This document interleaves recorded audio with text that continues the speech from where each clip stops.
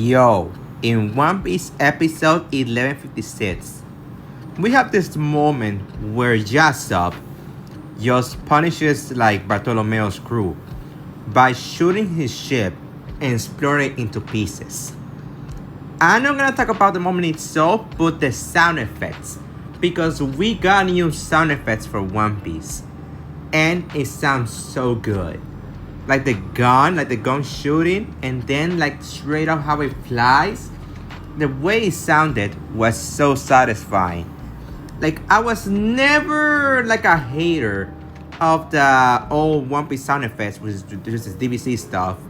But for me, I appreciate the fact that the One Piece staff actually tried to do something new by adding new sound effects in by with a new sound designer.